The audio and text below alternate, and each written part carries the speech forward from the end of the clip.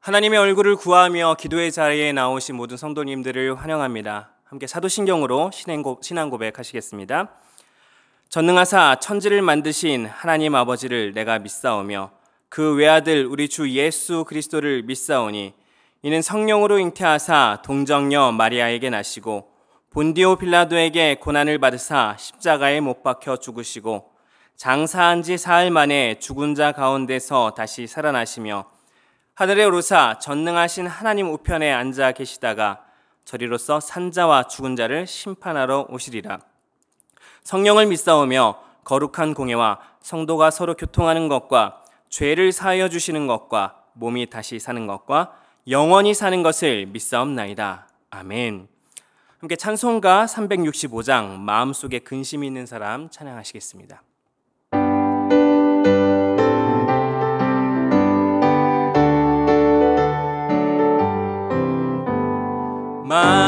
마음속에 근심 있는 사람 주 예수 앞에 달뢰어라. 슬픈 마음 있을 때에라도 주 예수께 아뢰라.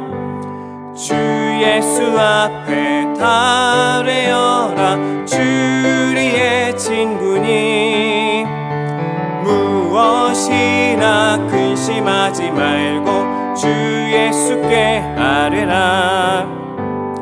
눈물 나며 깊은 한숨 쉴 때 주 예수 앞에 달뢰어라. 은밀한 죄 내게 있더라도 주 예수께 아뢰라.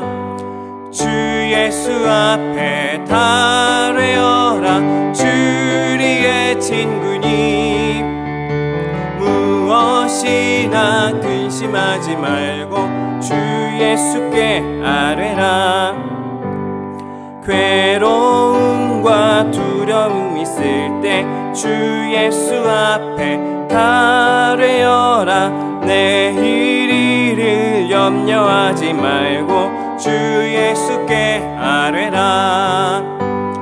주 예수 앞에 달뢰어라. 주리의 친구니 무엇이나 근심하지 말고 주 예수께 아뢰라. 죽음 앞에 겁을 내는 자여 주 예수 앞에 달뢰어라. 하늘나라 바라보는 자여 주 예수께 아뢰라. 주 예수 앞에 달뢰어라. 주리의 친구니 무엇이나 근심하지 말고 주 예수께 아뢰라. 함께 오늘 말씀 보겠습니다. 오늘 말씀은 시편 69편 20절부터 30절까지 말씀입니다. 시편 69편 20절부터 30절까지의 말씀을 함께 읽겠습니다. 비방이 나의 마음을 상하게 하여 근심이 충만하니 불쌍히 여길 자를 바라나 없고 긍휼히 여길 자를 바라나 찾지 못하였나이다. 그들이 쓸개를 나의 음식물로 주며 목마를 때에는 초를 마시게 하였사오니 그들의 밥상이 올무가 되게 하시며 그들의 평안이 덫이 되게 하소서.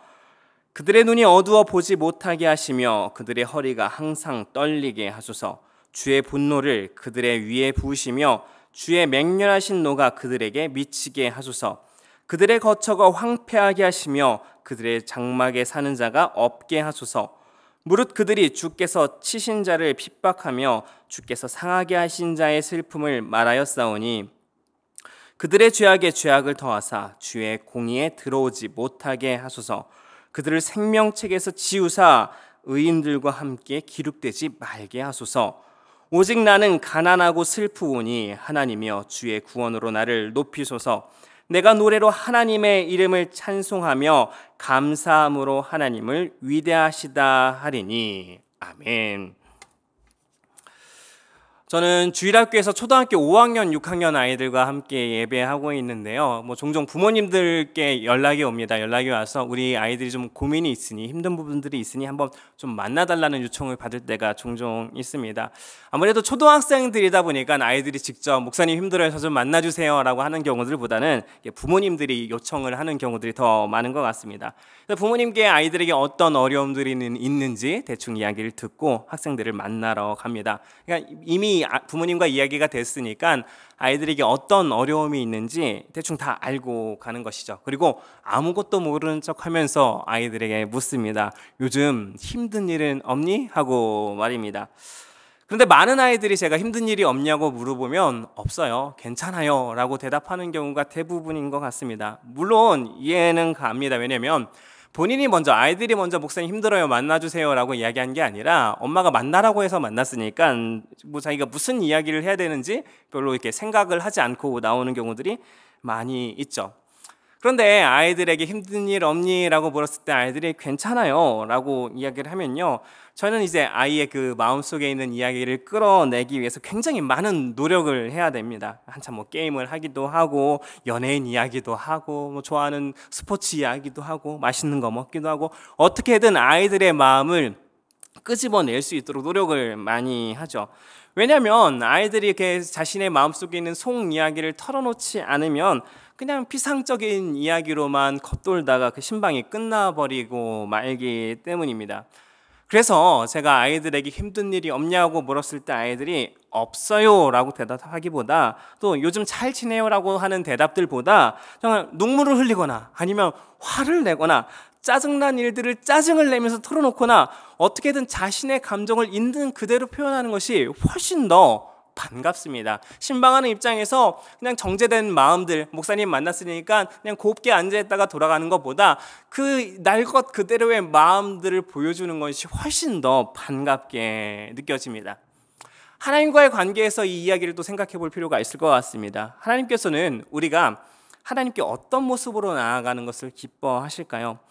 오늘 다윗의 시편을 보면 하나님께서 기뻐하시는 기도의 모습이 이런 모습이 아닐까 하는 생각들을 하게 됩니다.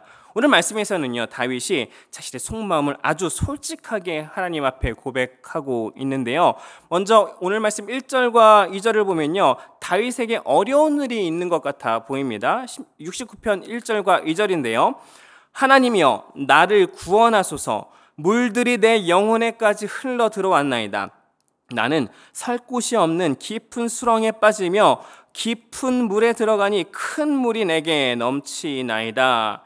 다윗이 자신의 상황을 어떻게 이야기하고 있습니까? 물에 빠져 죽을 것 같은 상황이라고 이야기하고 있습니다. 물들이 내 영혼에까지 흘러 들어왔고 내가 깊은 물에 들어가는 것 같다라고 그 심정을 이야기하고 있습니다. 다윗은 도대체 어떤 어려움에 빠진 상황일까요? 4절의 이야기가 나오는데요. 69편 4절입니다. 까닭없이 나를 미워하는 자가 나의 머리털보다 많고 부당하게 나의 원수가 되어 나를 끊으려 하는 자가 강하였으니 내가 빼앗지 아니한 것도 물어주게 되었나이다. 어떤 문제에 빠져 있습니까? 내가 잘못한 것이 없지만 자신을 미워하는 자가 많다는 것입니다. 오늘 보면 4절부터 12절까지는 내내 그런 자신의 억울함을 하나님 앞에 토로하는 내용들이 펼쳐집니다. 나는 잘못한 게 없는데 주변에서 나를 비방을 하고 성전을 만들고 싶어서 열심을 내면은 그 열심 때문에 또 비난을 당하고, 금식하면 금식한다고 욕하고, 성문 바닥에 앉아있는 사람들도 나를 욕하고, 술주정뱅이들도 나를 욕한다라고 이렇게 이야기하는 것입니다. 온 세상이 나를 비난하는 것처럼 느껴지는 것입니다. 이전까지는 어땠습니까? 사람들이 노래했었죠. 사울은 천천히요 다윗은 만만이라고 자신의 팬들처럼 그렇게 노래했었던 사람들이 이제는 자신을 비난하고 비방하는 무리로 변해버린 것입니다. 다윗의 마음이 어땠었을까요? 억울하고 답답한 마음들이었을 것입니다. 그리고 나를 비방하는 사람들이 미웠을 것입니다. 어떻게 사람이 그럴 수 있어? 어떻게 사람이 나한테 그럴 수 있어? 하는 마음이 드는 것입니다.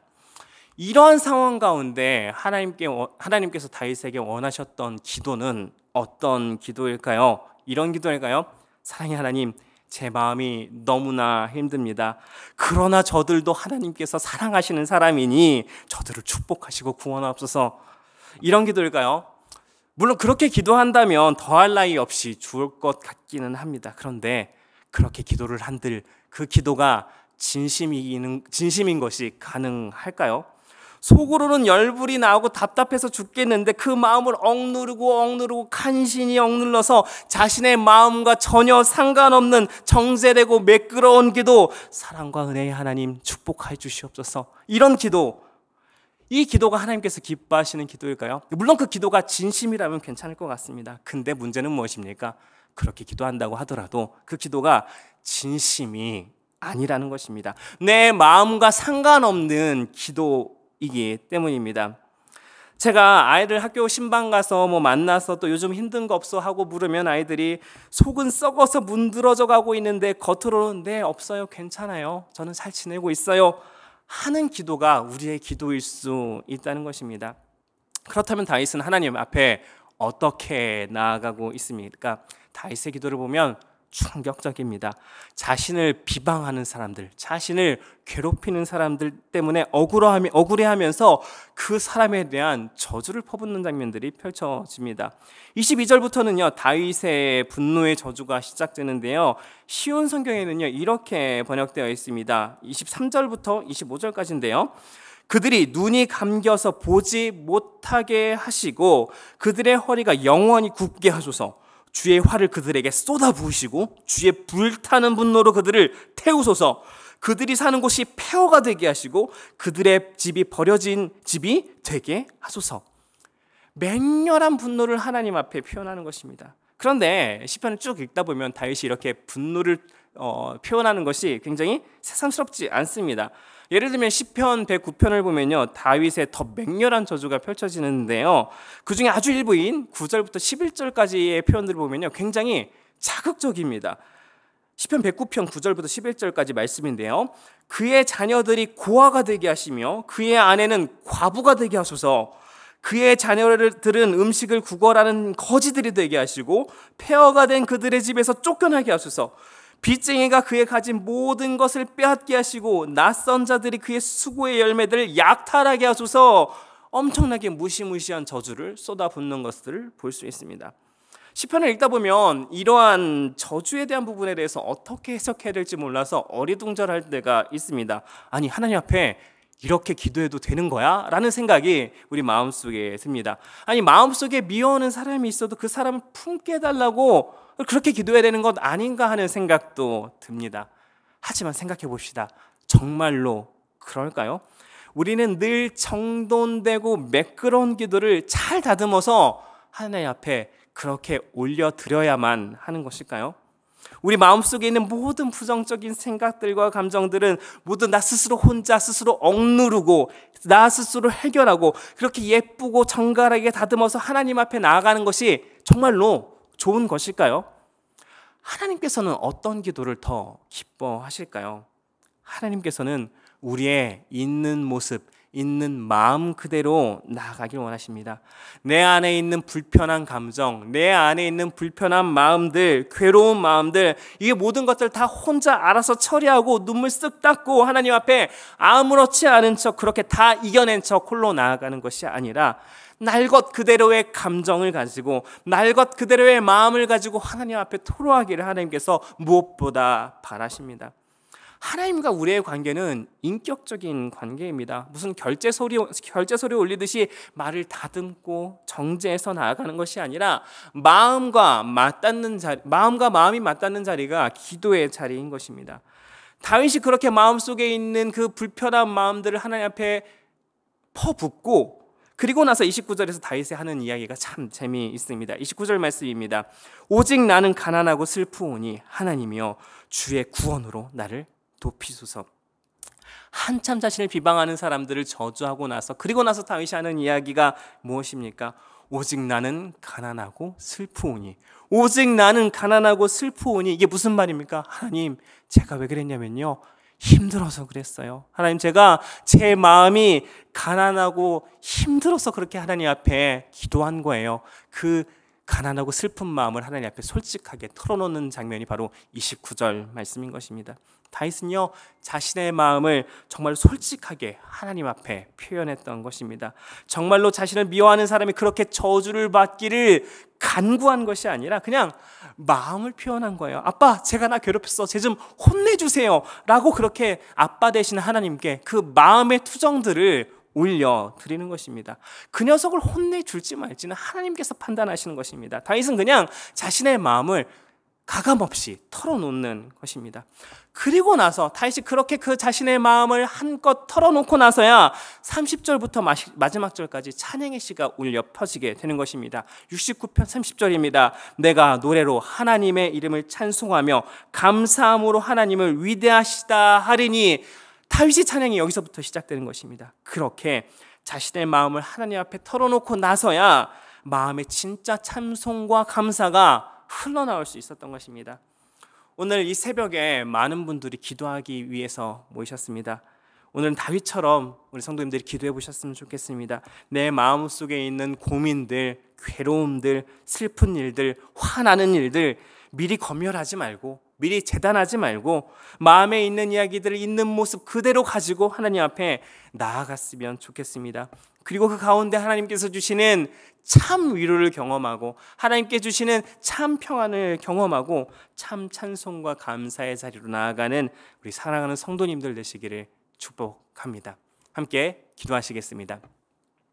사랑의 하나님, 하나님께서 우리의 아빠 되어 주셔서 우리의 마음에 있는 모습 그대로를 받아주시는 그 이야기를 오늘 말씀을 통해서 알려주시니 감사드립니다.